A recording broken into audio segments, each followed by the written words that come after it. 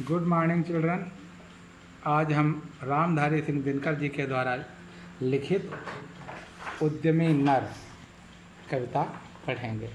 इस कविता के माध्यम से कवि ने हमें ये बताने का प्रयास किया है कि यदि मनुष्य चाहे तो क्या नहीं कर सकता है। यानी जो परिश्रमी है, मेहनती है, उद्यमी है, उसके लिए सभी दरवाजे खुले हैं। वो कभी किसी भी प्रकार के दुख को अपने लिए सुखमय बना सकता है। जो हमारे लिए अवसर हैं उनका क्रियान्वयन कर सकता है। जो हमारे लिए आपत्तिकाल है उसको वो अवसर में बदल सकता है। देखिए इस कविता में किस प्रकार से कवि क्या कहना चाहता है। इतना कुछ है भरा विभव का कोश प्रकृति के भीतर, निज इच्छित सुख भोग सहज ही पा सकते नारी नर। सबको सब हो सकते तुष्ट एक सा, सब सुख पा सकते हैं। चाहें तो पल भर में धरती में को स्वर्ग बना सकते हैं। कवि कहता है कि ये पृथ्वी रत्नगर्भा है। इसके ऊपर तमाम प्रकार के वैभव की सामग्री है, उपभोग की सामग्रियां हैं, खाने पीने की सामग्रियां हैं। खाने पीने के लिए बहुत सारी चीज़ें रत्नगर्भा वसुंधरा ने दिया है। पीने के लिए स्वच्छ जल दिया है, खाने के लिए तरह तरह के फल फूल, मूल कंद तथा अनाज दिए हैं। लेकिन यदि चाहे मनुष्य तो वह अपने पराक्रम के बल से प्राप्त कर सकता है और सभी समान रूप से उपभोग करके सुखी समृद्ध हो सकते हैं। छिपा दिए सब तत्व आवरण के नीचे ईश्वर ने, संघर्षों से खोज निकाला उसे उद्यमी नर ने। ब्रह्मा ने कुछ लिखा भाग्य में, मनुज नहीं लाया है। अपना सुख उसके अपने भुजबल से ही पाया है। कवि कहता है कि इस धरती के नीचे, धरती आवरण में यानी कि धरती की गोद में सभी प्रकार के सुख छिपे हुए हैं, जिनको हम प्राप्त करके आनंदित हो सकते हैं। सांसारिक सुखों का लाभ प्राप्त कर सकते हैं। अपने संघर्षों के द्वारा मनुष्य उसे खोज करके निकाल सकता है। अपने पराक्रम से हम उन्हें प्राप्त कर सकते हैं। धरती के अंदर जो कुछ भी रत्न हैं, इस रत्न गर्भा में वो सब हम प्राप्त कर सकते हैं और उनको प्राप्त करके हम सुखी और आनंदमय जीवन व्यतीत कर सकते हैं। जो मनुष्य अपने भुजबल से, अपने पराक्रम से धरती पर वैभव प्राप्त करता है वही श्रेष्ठ नर होता है। प्रकृति नहीं डर कर झुकती है, कभी भाग्य के बल से। सदा हारती वह मनुष्य के उद्यम के श्रम जल से। ब्रह्मा का अभिलेख पढ़ा करते निरुद्यमी प्राणी, धोते वीर कुंक भाल का बहा ध्रुवों से पानी। कवि कहता है कि प्रकृति किसी को डर करके भाग्य के बल से नहीं झुकती है, बल्कि जो परिश्रमी व्यक्ति है, मेहनती व्यक्ति है, वह अपने परिश्रम के द्वारा, अपने मेहनत के द्वारा, श्रम बिंदुओं के द्वारा उसे झुका सकता है। मेहनत के द्वारा उसे झुका सकता है। ब्रह्मा जी ने जब हमें जन्म दिया है तो वो कुछ ऐसा लिख करके नहीं देते हैं जिससे वह हमें प्राप्त हो जाए, बल्कि जो मेहनती व्यक्ति है, परिश्रमी व्यक्ति है, वो जा कर के अपने परिश्रम के बल से सब कुछ प्राप्त कर लेता है। धरती के अंदर से जो गड़ा हुआ खजाना है, जो रत्न हैं इस रत्न गर्भा के गर्भ में, वो सब हासिल कर लेता है। और जो मेहनत नहीं कर सकता है, जो परिश्रम नहीं कर सकता है, वो इन्हें नहीं ग्रहण कर पाता है और बार बार भाग्य को दोष देता है।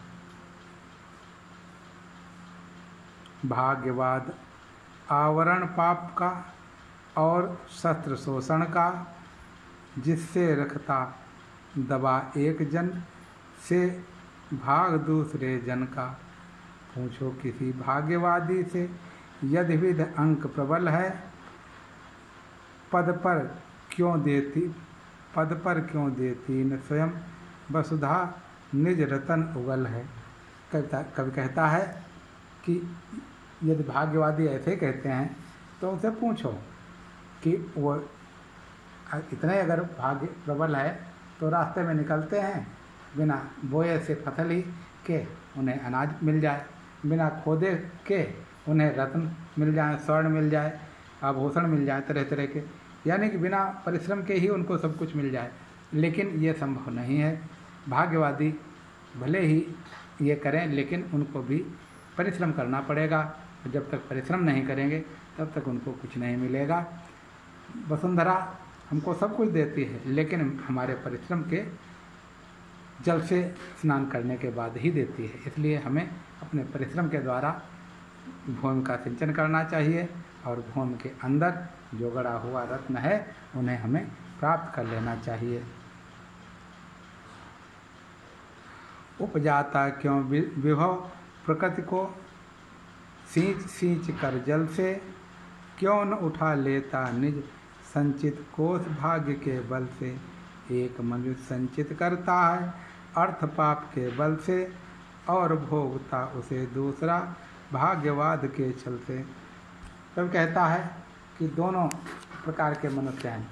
एक मनुष्य भाग्य के बल पर दूसरे लोगों का शोषण करके अपने को सुखी बनाने का प्रयास करता है, जबकि दूसरा व्यक्ति अपने परिश्रम के द्वारा, अपनी मेहनत के द्वारा संसार में, धरती पर सब कुछ प्राप्त कर लेता है। अपनी मेहनत के द्वारा, अपने परिश्रम के द्वारा वह सभी प्रकार के रत्नों को प्राप्त कर लेता है, सभी प्रकार की सुख सुविधाओं को प्राप्त कर लेता है। लेकिन भाग्यवादी लोग उसको छलते हैं, उसको तरह तरह के आडंबर दिखा करके, भय दिखा करके, डर दिखा करके और उससे वो छीन लेते हैं। इस प्रकार से भाग्यवादी व्यक्ति किसी भी व्यक्ति को हानि पहुंचाता है, कष्ट पहुंचाता है और वह उन्हें सुखपूर्वक नहीं रहने देता। मित्रों, कभी यह कहना चाहता है कि हमें अपने परिश्रम से अर्जित करके धन के द्वारा अपने को, अपने समाज को सुखी बनाने का प्रयास करना चाहिए, ना कि हमें दूसरे का शोषण करना चाहिए और भाग्य के सहारे हाथ पर हाथ धर के नहीं बैठना चाहिए। यदि हम भाग्य के सहारे हाथ पर हाथ धर के बैठेंगे तो निश्चित ही हम कभी भी सफल नहीं हो सकेंगे और हम भाग्य चिल्लाते हुए हम रह जाएंगे और कुछ भी हासिल नहीं कर पाएंगे। नर समाज का भाग्य एक है, वह श्रम पर है, वह श्रम वह भुजबल है, जिसके सम्मुख झुकी हुई पृथ्वी विनीत नभतल है। जिसने श्रम जल दिया उसे पीछे मत रह जाने दो, विजित प्रकृति से सबसे पहले उसको सुख पाने दो। कभी यहाँ पे बताना चाहता है कि जो परिश्रम करता है उसके आगे पृथ्वी अपना वक्षस्थल खोल करके जितना रत्न उनके अंदर है वो सब देना चाहती है। आकाश उसके चरणों में सिर झुकाता है, क्योंकि वह परिश्रम के बल पर पृथ्वी और आकाश पाताल सभी को एक जैसा बना देता है और जहाँ जो भी प्राप्त करने वाला है वह अपने परिश्रम के बल से प्राप्त करता है। उसके सामने पृथ्वी आकाश सभी झुक जाते हैं।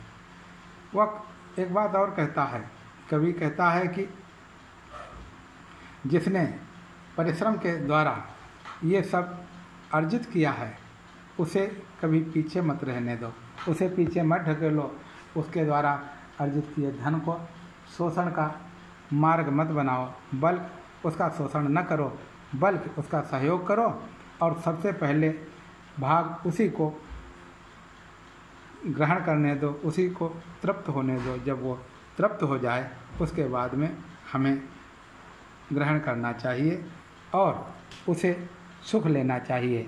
अर्थात परिश्रम जो करे उसे आनंद पूर्वक जीवन व्यतीत करने का अधिकार है, जीवन का आनंद लेने का अधिकार है। जो परिश्रम नहीं करे निश्चित रूप से उसे आनंद पूर्वक दूसरे का हक छीनने का या आनंदपूर्वक जीवन व्यतीत करने का कोई अधिकार नहीं। कवि इस कविता के माध्यम से हमें ये प्रेरणा देना चाहता है कि हमें कभी भी किसी भी परिस्थिति में परिश्रम से विमुख नहीं होना चाहिए और अपने परिश्रम के बल से संसार में ऐसा साम्राज्य स्थापित करना चाहिए जिससे सभी सुखी बन सकें, सभी आनंदित हो सकें और सभी सुखपूर्वक परिश्रम करके अपने को तृप्त कर सकें। धन्यवाद बच्चों। इस कविता पर आधारित जितने भी पद्यांश दिए गए हैं उन पर आधारित प्रश्नों के उत्तर अपनी अभ्यास पुस्तिका में लिखने का प्रयास करोगे। धन्यवाद।